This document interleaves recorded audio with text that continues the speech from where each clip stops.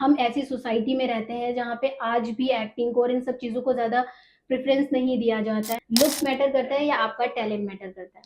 कैमरे में लुक बहुत मैटर करता है कि भाई जी। लुक वाइज़ कोई कैसा दिख रहा है, जी, ये जी। बेशक मैटर करता है। तो मैं कहता हूँ कि तुम सब छोड़ भी दो तो भी कोई बड़ी जी। बात नहीं है, तुम एक्टिंग पहले सीख लो। जी। बहुत से लड़के-लड़कियाँ जो रील्स बना रहे हैं या छोटे वीडियोज़ बना रहे हैं, 1 मिनट की एक्टिंग करते हैं और उन्हें ये लगने लगता है कि वो बहुत कमाल एक्टर हो गए हैं। Hello and welcome back to our channel आपकी खबर। आज हमारे पॉडकास्ट में मौजूद है एक ऐसे इंसान जिन्हें देखकर लगता है कि थिएटर और एक्टिंग उनके खून में बसती है। लखनऊ की गलियों से निकले लेकिन पूरे देश के दिलों में जगह बना चुके हमारे आज के guest actor, writer, director and acting coach Sandeep Yadav ji. Sandeep ji 22 साल से थिएटर की दुनिया में काम कर रहे हैं। भारतेंदु नाट्य अकेडमी से ट्रेनिंग, एनएसडी की वर्कशॉप्स, हिमालयन यूनिवर्सिटी से थिएटर में एमए और सबसे खास बात, पद्मश्री हबीब तनवीर साहब के साथ पूरे 6 साल काम किया। 2 बार गवर्नमेंट ऑफ इंडिया की कल्चरल मिनिस्ट्री से रिसर्च फेलोशिप भी मिली। संदीप जी सिर्फ खुद नहीं चमकते, बच्चों को भी चमकाना चाहते हैं। हर साल समर में बच्चों के लिए थिएटर वर्कशॉप लगाते हैं। कितना प्यारा काम है ना।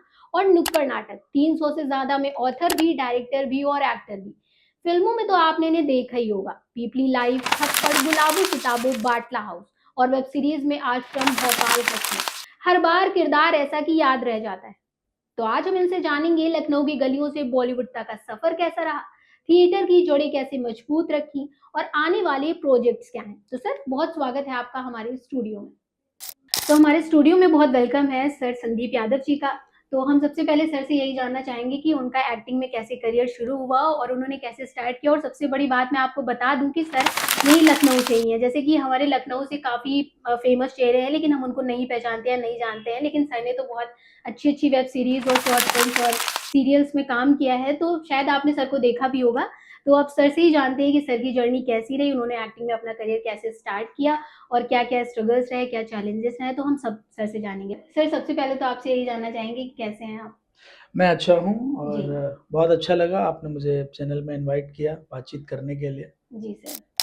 जी, तो सर सबसे पहला सवाल तो मेरा आपसे यही रहेगा कि आपका एक्टिंग की फ़ील्ड में कैसे करियर शुरू हुआ? जहाँ पे मतलब हम ऐसी सोसाइटी में रहते हैं जहाँ पे आज भी एक्टिंग को और इन सब चीज़ों को ज़्यादा प्रेफ़रेंस नहीं दिया जाता है। हमारी जो हाँ। एजुकेशन है उन सब चीज़ों को लोग ज़्यादा समझते हैं, लेकिन फिर भी आप और आपकी जो जर्नी है वो 22 साल से चल रही है एक्टिंग की फ़ील्ड में, मतलब आप काफ़ी कम एज के होंगे तब से आपने ये सब स्टार्ट किया। जी, जी। तो कैसी रही आपकी जर्नी? किसने आपका सपोर्ट किया और आपने स्टार्टिंग कैसे की? तो सर प्लीज़ बताइए। मैंने 12th के बाद एक्टिंग शुरू कर दी थी। एक्चुअली तो मैं क्लास 7th में था जब मैंने पहली बार एक्टिंग की थी। जी। रामलीला में मैं लक्ष्मण बना था और जी। पहली बार में मुझे बेस्ट एक्टर का अवार्ड मिला था। अरे वाह!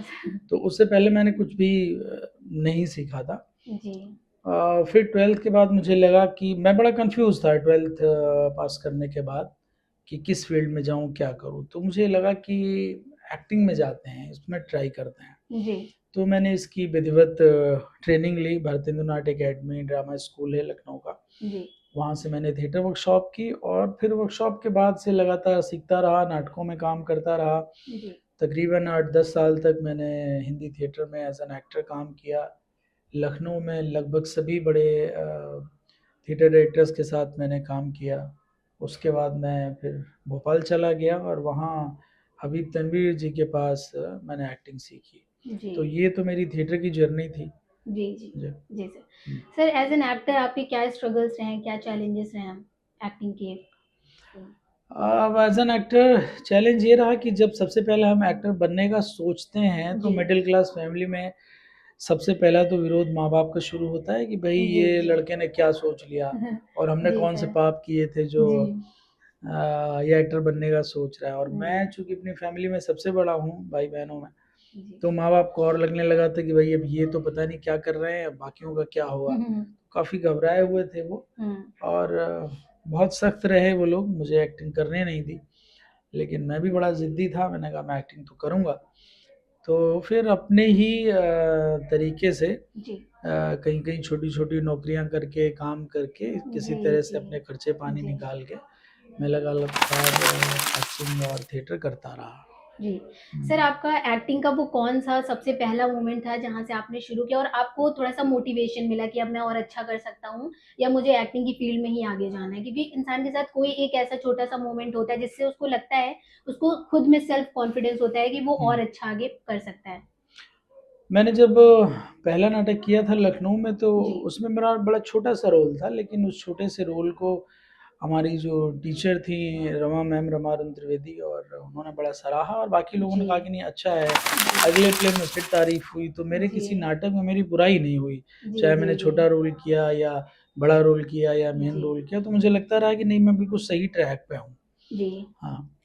सर जैसे कि आज की ऑडियंस को लगता है और शायद जो हमारे एक्टर्स हैं और एक्ट्रेसेस हैं जो काम कर रहे हैं एक्टिंग की फील्ड में, तो उनको ऐसा लगता है कि लुक्स मैटर करते हैं या फिर आपका जो हुनर है वो मैटर करता है। तो मैं सर वो आपसे जानना चाहूँगी क्योंकि लोगों को ऐसा लगता है जो जनरल ऑडियंस है उसको ऐसा लगता है कि सिर्फ़ हमारे लुक्स अगर कोई इंसान अच्छा दिख रहा है, तो वो एक्टिंग में जा सकता है या वो एक्टिंग के लिए परफेक्ट है। लेकिन सर वो आप बेटर बता पाएँगे कि लुक्स मैटर करता है या आपका टैलेंट मैटर करता है? देखिए, मेरा अपना मानना ये है कि टैलेंट मैटर करता है। जी। ये वैसा ही है कि जैसे हमने एक बहुत अच्छी दिखने वाली एक गाड़ी खरीद ली हो, लेकिन उसका हुँ। इंजन खराब हो, जी, या बिल्कुल। उसका इंजन स्टार्ट ही ना हो रहा हो, जी। या उसकी स्पीड 20 किलोमीटर और 40 किलोमीटर पर आवर की हो, तो हाँ। कैसा रहेगा? गाड़ी देखने में भले खराब हो, लेकिन उसका इंजन बहुत अच्छा होना चाहिए, तो हाँ, बहुत दूर तक जाएगी। एग्ज़ैक्टली। मेरा अपना ये सोचना है, और जिनके लुक्स बहुत अच्छे हैं, जी। वो बहुत अच्छी बात है कि ईश्वर ने हुँ। उनको अच्छे लुक्स दिए हैं। जी। लेकिन अगर टैलेंट है, हुँ। तो आप लुक तो आगे पीछे करके, बना के, कुछ भी करके जी। अपने को मैनेज कर सकते हैं। तो जी। मुझे लगता है कि टैलेंट होना ज़्यादा ज़रूरी है। जी। सर आपको क्या लगता है कि जिसके पास जो अच्छा दिख रहा है उसको पहले प्रेफ़रेंस मिलती है या जिसके पास टैलेंट ज़्यादा है उसको पहले स्क्रीन पे लाया जाता है? दोनों चीज़ें हैं। कई बार जो बहुत अच्छा दिख रहा होता है, क्योंकि स्क्रीन पे तो कैमरे में लुक बहुत मैटर करता है कि जी। भाई लुक वाइज़ कोई कैसा दिख रहा है। जी, ये जी। बेशक मैटर करता है। लेकिन फिर जी, बात सर। वही आती कि आप खाली दिखने से तो बात बनेगी नहीं। हुँ। आपके अंदर टैलेंट होना चाहिए। आप 2 घंटे, ढाई घंटे की फ़िल्म कैसे अपने ऊपर लेकर जी। चलेंगे। जी। तो टैलेंट फाइनली मैटर करता है, और मैं जिनके लुक्स अच्छे हैं, मैं उनकी बड़ी तारीफ़ करता हूँ। उनसे हमेशा हुँ, हुँ। कहता भी हूँ कि भाई, जैसे अच्छे लुक की आपने बात की, तो मैं बहुत सारे लोगों को देखता हूँ कि वो जिम जाते हैं और वो लोगों से कहते हैं नहीं मैं जिम जाता हूँ, मैं स्विमिंग जाता हूँ और मैं ये प्रोटीन खा रहा हूँ, मैं ये डाइट ले रहा हूँ हुँ। और मैं आजकल ये सीख रहा हूँ। वो सब सीख रहे होते हैं एक्टिंग को छोड़ के। तो मैं कहता हूँ कि तुम सब छोड़ भी दो तो भी कोई जी। बड़ी बात नहीं है, तुम एक्टिंग पहले सीख लो। जी। तो कई बार इसमें लोग नाराज़ होते हैं, उनको लगता है कि भई मैं चिढ़ के ये बात कह रहा हूँ। जी। लेकिन जिम जाने से आपकी बॉडी बनेगी, जिम जाने से एक्टिंग नहीं आएगी। जी, बिल्कुल। सर जैसे कि हर चीज़ का एक प्रोफ़ेशनली तरीका होना चाहिए मतलब हमें प्रोफ़ेशनली चीज़ें पता होनी चाहिए। जैसे कुछ लोग को लगता है कि हमारे अंदर तो ये टैलेंट है, हम अच्छा एक्टिंग कर रहे हैं हम या अच्छा किसी का भी रोल प्ले कर पा रहे हैं। हुँ। लेकिन आपको क्या लगता है कि बस उनके अंदर थोड़ी-सी स्किल है और इंटरेस्ट है, तो वो बिना सीखे चीज़ों को करते हैं, तो वो कैसी होती हैं? और अगर वो प्रोफ़ेशनली चीज़ों को पढ़ के, सीख के, देख के तब करते हैं, तो उनमें क्या डिफ़रेंस होता है? आपको क्या लगता है कि लोग को कैसे जाना चाहिए? प्रोफ़ेशनली चीज़ों को पढ़ के जाना चाहिए या अगर उनका इंटरेस्ट है, उनको चीज़ें पता है, तो वो ऐसे ही करें? नहीं, ये बहुत अच्छी बात है कि देखिए ये आर्ट जो है, आर्ट तो आपके अंदर इनबिल्ट होती है। जी। कई बार आप बाय बॉर्न एक्टर हो सकते हैं, बाय जी। बॉर्न सिंगर हो सकते हैं, आप बहुत अच्छा कोई भी आर्ट की चीज़ आपके अंदर हो सकती है। लेकिन जी। अगर आप सीख लेते हैं, तो उसमें और अच्छी पॉलिश हो जाएगी, जी। और आप निखर जाएँगे तो और बेहतर कर पाएँगे। जी। जो सीखे हुए लोग हैं और जिन्होंने नहीं सीखा है, नहीं पढ़ाई की है, उन दोनों में फ़र्क साफ पता चलता है और ये ऑडियंस भी जानती एग्ज़ैक्टली है ना? तो सर। मेरा जी। सिर्फ़ यही कहना है कि मैं जैसे हमेशा लोगों से कहता हूँ कि आप ऐसे गिटार उठाएँगे और अचानक क्या गिटार बजाने लगेंगे? नहीं, नहीं, बिल्कुल नहीं। आपको सीखना पड़ेगा हाँ, ना उसका एग्ज़ैक्टली। एबीसीडी क्या है? जी। तो एक्टिंग को इतना आसान क्यों लोगों ने बना दिया है कि जी। आप एक्टिंग करने लगे, हाँ। नॉर्मल करने लगे कोई दिक्कत नहीं, लेकिन जब हुँ। ये प्रोफ़ेशन बन जाता है, जब जी। दूसरे आपके ऊपर पैसे लगा रहे होते हैं या हुँ। ये कमर्शियल काम हो रहा होता है, तो मुझे लगता है कि आपको स्किल्ड होना चाहिए, आपको हर तरह से क्या कहते हैं, सेफ होना चाहिए जी। इसके लिए। जी। जी। सर मेरा अगला सवाल आपसे ये है कि जैसे एक्टिंग में या फिर आप हम कुछ भी रोल प्ले करने जाते हैं उसमें काफ़ी फाइनेंस लगता है, काफ़ी पैसे की ज़रूरत होती है, सेट प्रॉप स्टेज का सारी चीज़ें बहुत लाइटिंग इन सब चीज़ों में। तो वो हुँ। कैसे फाइनेंस मैनेज होता है? क्योंकि फील्ड ही ऐसी है कि शायद हमारे पेरेंट्स या हमारी सोसाइटी वाले भी सपोर्ट नहीं करते हैं, तो उसका आपने कैसे स्टार्टिंग से फाइनेंस मैनेज किया और आपका किसने सपोर्ट किया, क्या है रही चीज़ें आपके साथ? देखिए, मेरा सपोर्ट तो मेरे दोस्तों ने बहुत किया और जी। दूसरी बात ये होती है कि आपके पास एक अच्छी अगर कहानी होती है, तो आपको अच्छे प्रोड्यूसर, फाइनेंसर्स मिल जाते हैं, जी। जो उस पे पैसा लगाने को तैयार जी। होते हैं। क्योंकि ये एक शॉर्ट वीडियो या एक वीडियो मेकिंग नहीं है, इसमें करोड़ों रुपए का इन्वेस्टमेंट है। जी। आपकी फ़िल्म पे आपके ऊपर लोग करोड़ों रुपए लगा रहे हैं, ओवरऑल के सेटअप पे, तो आपकी बड़ी ज़िम्मेदारी हो जी। जाती है कि इसको कैसे जस्टिफाइड करेंगे। जी। तो आपके पास कहानी अच्छी होती, टीम अच्छी होती, तो लोग मिल जाते, क्योंकि एक बिज़नेस है और जो इन्वेस्टर्स हैं, प्रोड्यूसर्स हैं, जो पैसे लगा रहे हैं, तो उनके पास इतनी समझ होती है कि ये स्क्रिप्ट हम कहाँ मतलब कहाँ सेल करेंगे, जी। कैसे इसको मार्केट में लाएँगे, कैसे रिकवरी होगी। तो जी। तो जैसे कि आज के समय में जो लोग सिर्फ अपने करियर पे ध्यान देते हैं, अपनी चीज़ों पे ध्यान देते हैं, लेकिन जैसे मैंने आपके इंट्रोडक्शन में पढ़ा कि आप समर में या शायद आप वेकेशंस में बच्चों को भी ट्रेनिंग देते हैं। जी, जी, जी। तो सर आपका ये कैसे आया या आपका इसमें इंटरेस्ट है या आप कैसे उन चीज़ों को करते हैं? मैं वो सिर्फ़ इसलिए करता हूँ क्योंकि जब मैंने एक्टर बनने का सोचा था जी। और एक्टिंग शुरू की थी, तो जी। मेरे पेरेंट्स ने बहुत विरोध किया था और मेरी कोई जी। बात नहीं मानी, तो मुझे बहुत स्ट्रगल करना पड़ा। जी। तो और मुझे अब जाके समझ में आता है कि अगर बच्चों के अंदर थोड़ी भी आर्ट है, जी। तो उनको क्यों ना सिखाया जाए और उनको बताया जाए कि आप सही रास्ते पे हैं या आप गलत रास्ते पे हैं।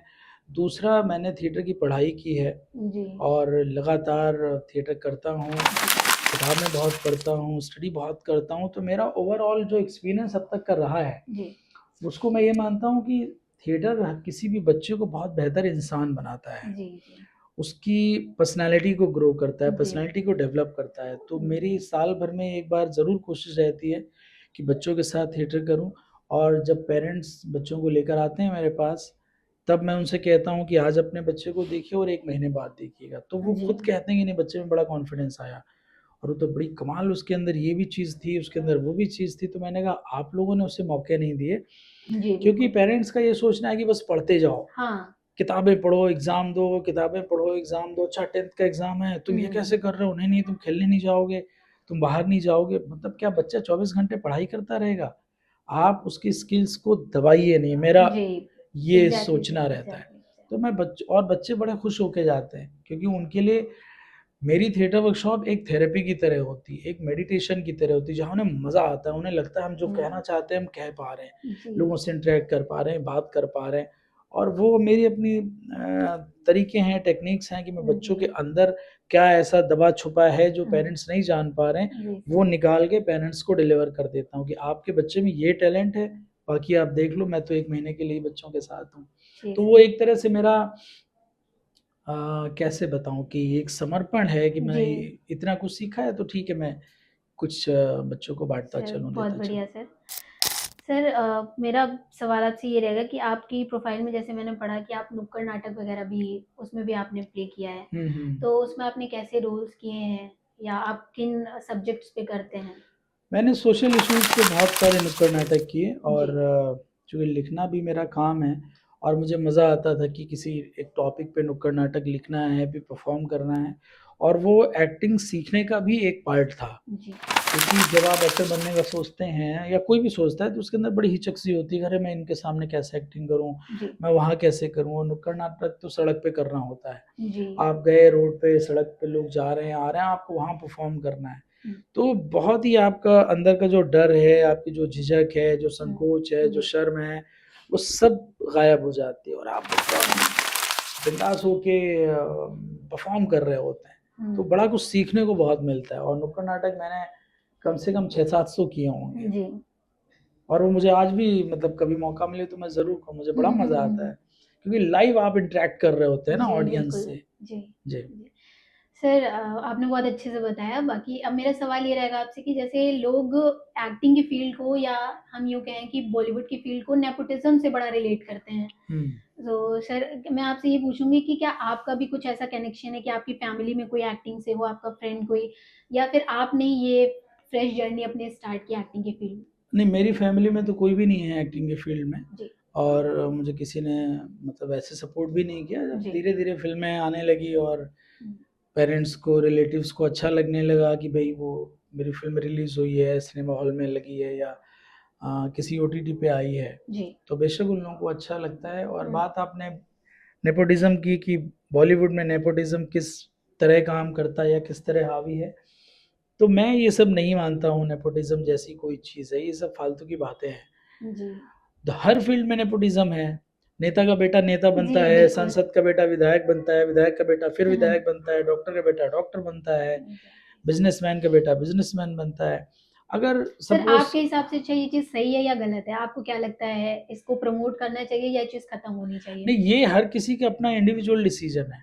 मैं जी। इसको गलत नहीं बोल सकता। मैं हुँ, बोलूँ कि ऋतिक रोशन नेपोटिज़्म से आया या ऋतिक रोशन को नेपोटिज़्म की वजह से फ़िल्में मिली, जी। तो वो फ़िल्में 1 बार मिलेंगी, 2 बार मिलेंगी, 3 बार मिलेंगी, उसके बाद ये पूरी तरह हुँ, से ऑडियंस का मीडियम है, ऑडियंस आपको नकार देगी। बिल्कुल, बिल्कुल। बहुत से ऐसे एक्टर हैं, मैं किसी का नाम नहीं लेना चाहता, उनके माँ-बाप बहुत बड़े एक्टर रहे हैं और वो नेपोटिज़्म से आ गए होंगे अगर जी, 1-2 जी। फ़िल्मों के बाद, वो कहीं नहीं दिख रहे हैं। और सर अक्सर हम ये चीज़ देखते हैं कि जिनका नेपोटिज़्म से थोड़ा कनेक्शन होता है, तो उन लोग को अपॉर्च्युनिटी ज़्यादा मिलती है या उनको स्क्रीन पर आने का मौका पहले मिलता है।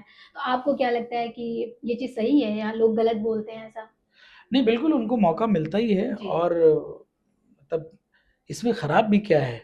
अगर जी, मेरे फ़ादर आज कहेंगे नहीं मैं तुम्हारे ऊपर 100 करोड़ रुपए लगा रहा हूँ, जी। तुमको लेके हीरो बना रहा हूँ, तो उनकी मर्ज़ी है, मैं उनका बेटा हूँ, अपने बेटे पे लगा रहे हैं, इसमें क्या बुरा है ना? अच्छा सर, मतलब आप बिल्कुल डायरेक्ट नेपोटिज़्म के सपोर्ट में हैं। मतलब सपोर्ट में नहीं हूँ, मैं इसको बुरा जी। बुरा इसलिए नहीं मानता हूँ कि उसमें क्या नुकसान है? हाँ सर, बाकी तो कहीं न कहीं टैलेंट तो मैटर करते ही है कि अगर आपके आपने पेरेंट्स, आपके पापा आपको प्रमोट करने के लिए जी, आप बोलोगे कि नहीं पापा मुझे ये पढ़ाई करनी है और जी। वहाँ इतनी फ़ीस देनी है, तो बोलेंगे ठीक है पढ़ो मैं दे रहा हूँ। जी, तो बिल्कुल। वो बहुत ही इंडिविजुअल डिसीज़न है जी। और मैं इसलिए इसको बुरा नहीं मानता भई वो उनका एक तो फ़ैसला इंडिविजुअल है, दूसरी बात अगर एक फ़िल्म बनती है नेपोटिज़्म के ज़रिए, तो उसमें हमारे जैसे 20 एक्टर काम करते हैं, तो हमारे लिए तो वो अपॉर्च्युनिटी है, जी, हमारे लिए तो रोज़गार है। जी, हमारे जैसे 20 एक्टर नहीं भी होंगे तो 5 एक्टर तो होंगे कम से कम, जी। जो कोई कैरेक्टर कर रहे होंगे, तो जी, हमारे लिए बिल्कुल। तो वो एक अपॉर्च्युनिटी है। जी, मैं जी उसको सर। नेगेटिव लेता ही नहीं हूँ।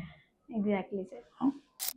सर आपने जैसे बहुत शॉर्ट फ़िल्म्स और वेब सीरीज़ फ़िल्म्स में भी काम किया है, तो आप हमारे व्यूअर्स को बता दें कुछ ऐसी फ़िल्में हुँ, जो मेरी अच्छी फ़िल्में हैं। जी, जी।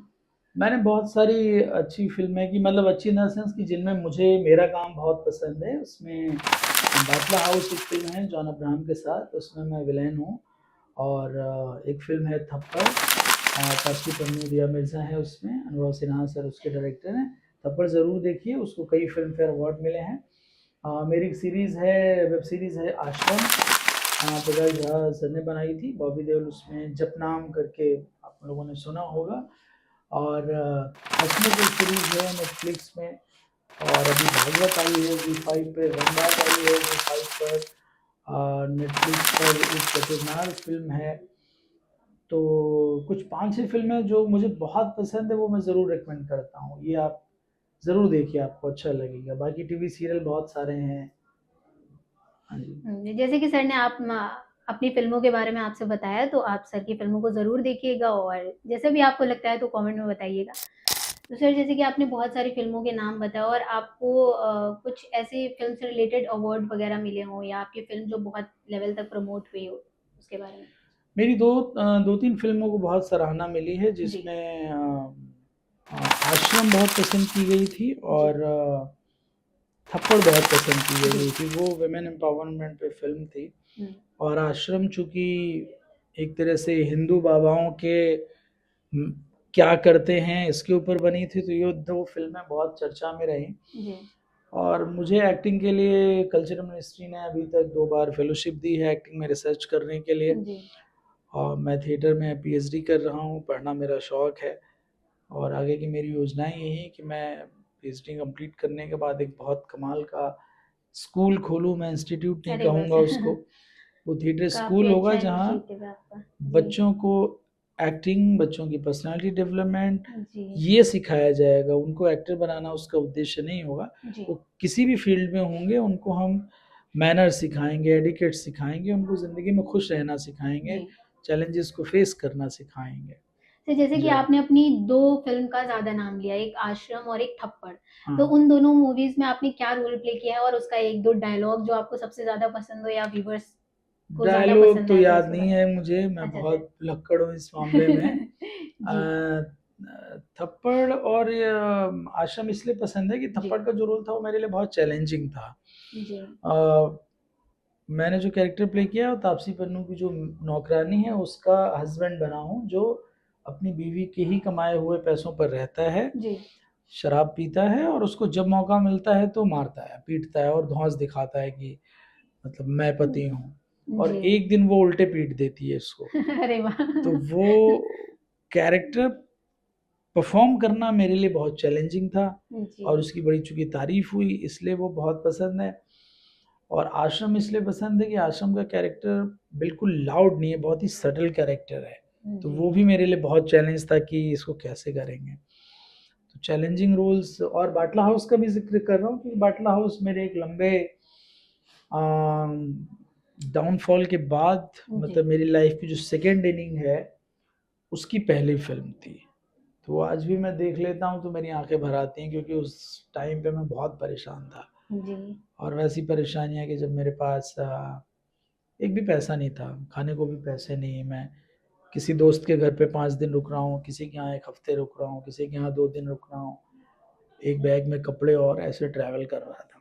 तो तब वो फिल्म मिली थी और उसमें चैलेंज था कि मैं फिल्म का विलेन था, मेरे अगेंस्ट जॉन अब्राहम है। जी, मेरी पहली बड़ी फिल्म वो थी, हुँ। तो वो मेरे दिल के बड़ी करीब है वो फिल्म।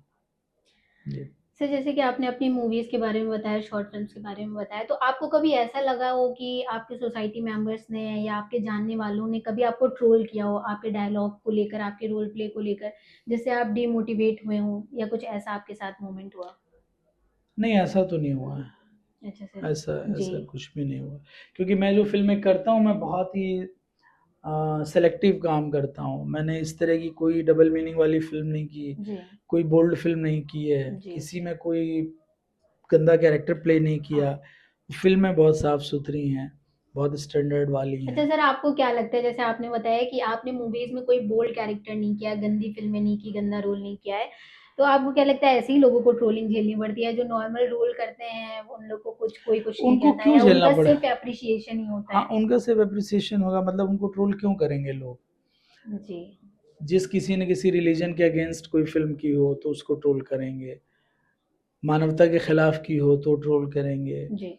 किसी लड़की के साथ फ़िल्म में बदतमीज़ी की हो, कुछ गलत किया हो तो जी, ट्रोल जी। करेंगे।